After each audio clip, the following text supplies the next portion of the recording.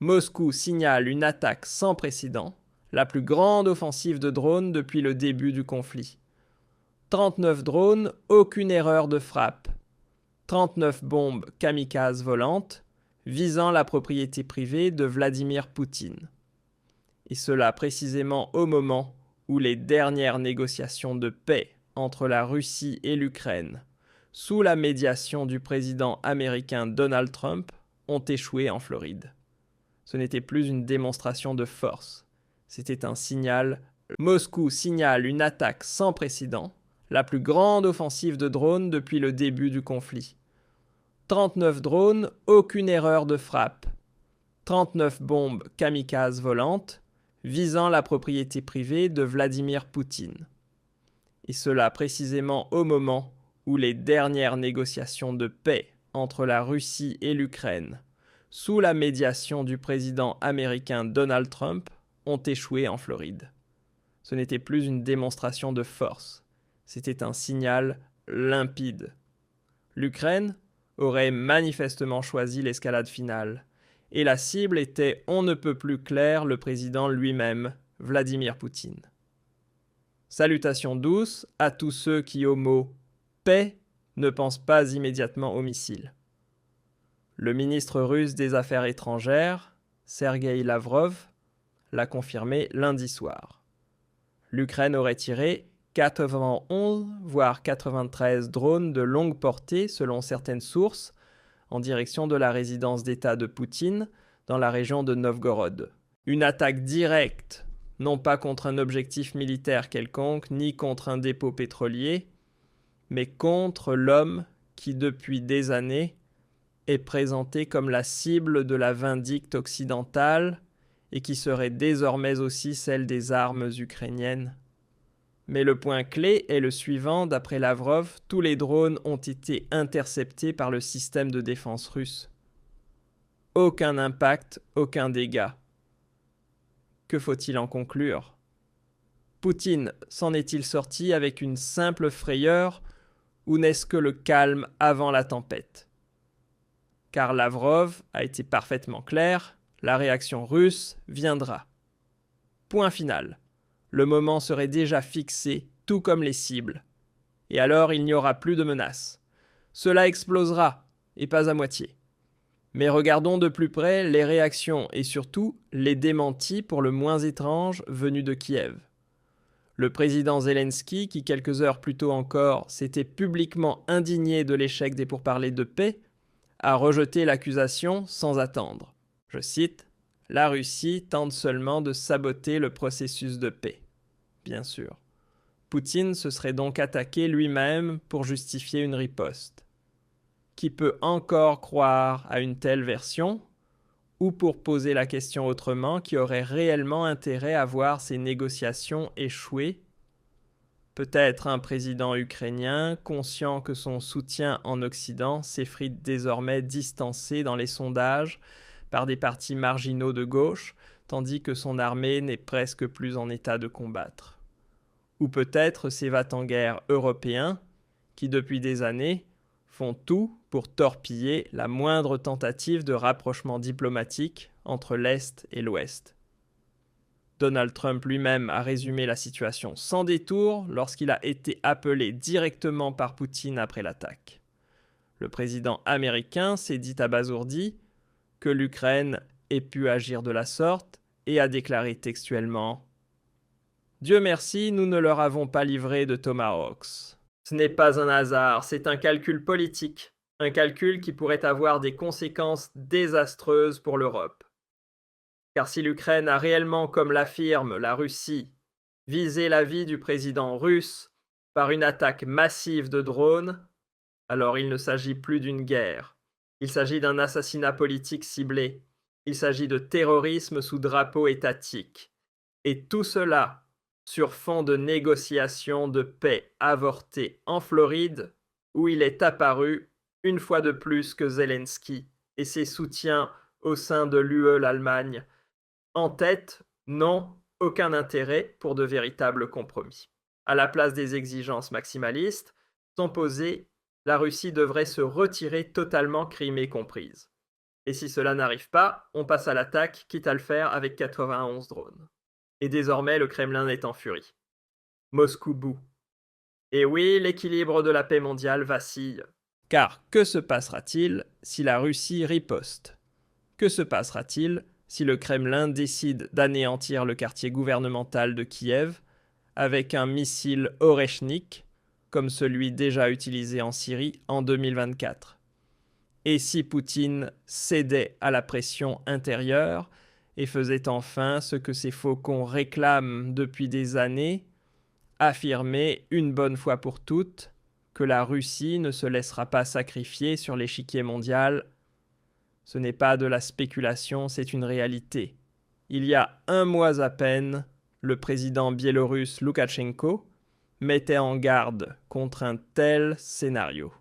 Il affirmait explicitement qu'il avait existé en Russie des plans visant à raser le centre gouvernemental de Kiev avec un Oreshnik en plein cœur de la ville.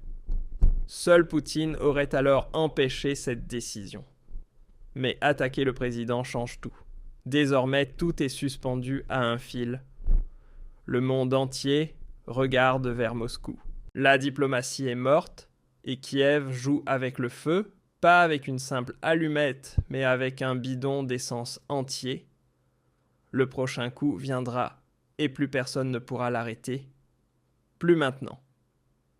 Et ceux qui pensent encore que tout cela est exagéré devraient examiner attentivement le ton employé par le ministère russe des Affaires étrangères. Il n'est plus question d'un incident. Il est question de terrorisme impitoyable. Et le message est limpide, agir ainsi, c'est renoncer à toute perspective de négociation. Ceux qui provoquent la Russie en subiront les conséquences. Petite note interne pour que ces sujets restent visibles. Abonnez-vous, activez la cloche et partagez votre avis dans les commentaires. Et c'est précisément là que nous en sommes à un tournant historique. Un moment où se décide si l'Europe se réveille enfin ou continue de courir aveuglément vers l'abîme. Avec cette attaque contre la résidence de Poutine, l'Ukraine a franchi une ligne rouge qui ne concerne pas seulement la Russie. Elle nous concerne tous. Car cette guerre que beaucoup estiment déjà perdue est maintenue en vie par tous les moyens.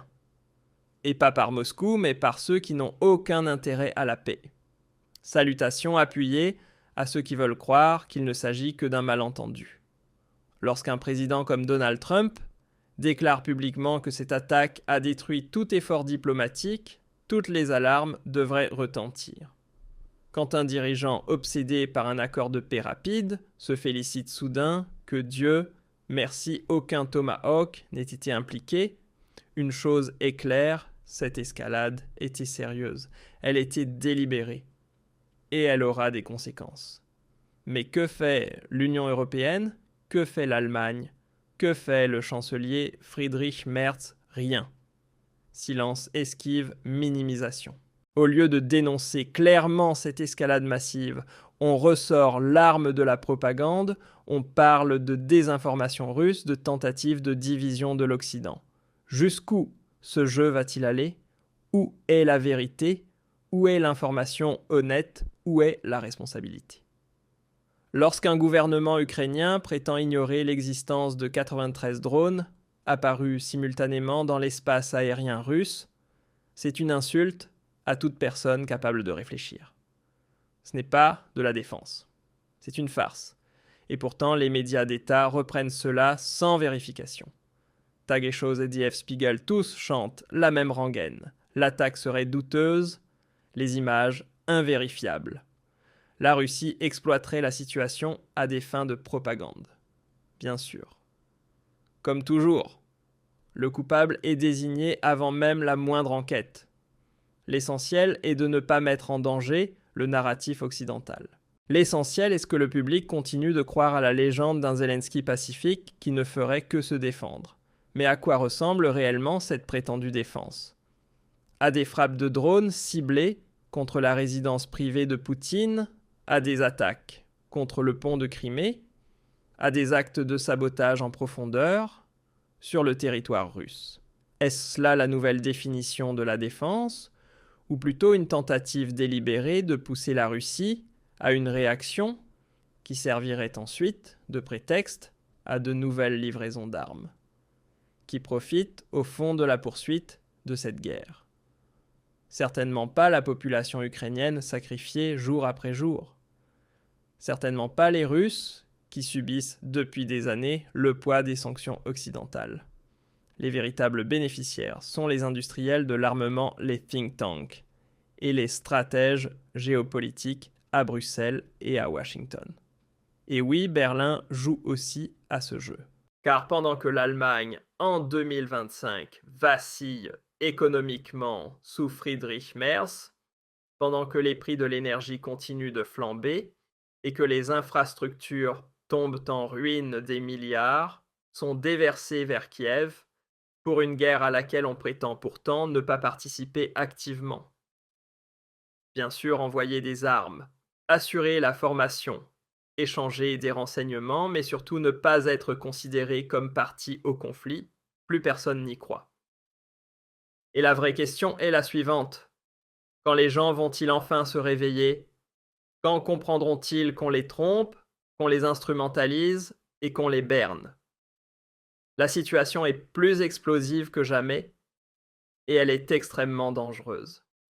Car si la Russie passe réellement à l'action maintenant, et tout indique que c'est le cas, il ne s'agira plus d'une simple riposte. Nous parlerons alors d'un nouveau palier d'escalade. Peut-être d'une attaque directe contre Zelensky, peut-être de la destruction de structures gouvernementales entières, peut-être d'un message adressé à l'Occident impossible à ignorer. Et ne nous racontons pas d'histoire, si cela se produit, personne ne pourra dire qu'il ne l'avait pas vu venir. Les signes sont là, les avertissements sont clairs, et l'allumette repose depuis longtemps sur le baril de poudre. L'Ukraine a rejeté l'offre de paix. Avec l'attaque contre la résidence de Poutine, elle a envoyé un signal sans équivoque, et la Russie répondra, à sa manière. Ce n'est pas une menace, c'est une annonce. Courte interruption. Tu vas bientôt voir à nouveau des informations montrant à quel point tout est devenu instable. Banque, énergie politique. La pression est partout, et la plupart des gens ne se rendent même pas compte à quel point ils sont vulnérables. Si tu ne veux pas en faire partie, clique sur le lien sous cette vidéo. Le système de préparation aux crises te rend invulnérable, sur le plan juridique, financier et numérique. Et pour finir, que se passerait-il si cette fois Poutine ne s'arrêtait pas s'il cédait à la pression de ses faucons? Si l'armée russe tirait réellement, comme cela a déjà été évoqué en interne, une roquette Oreshnik en plein cœur de Kiev, non plus comme moyen de dissuasion, mais comme acte final destiné à réécrire les règles. Alors on verrait clairement qui est vraiment prêt pour la paix et qui veut mener cette guerre jusqu'au bout. Et je vous le dis, franchement, ceux qui croient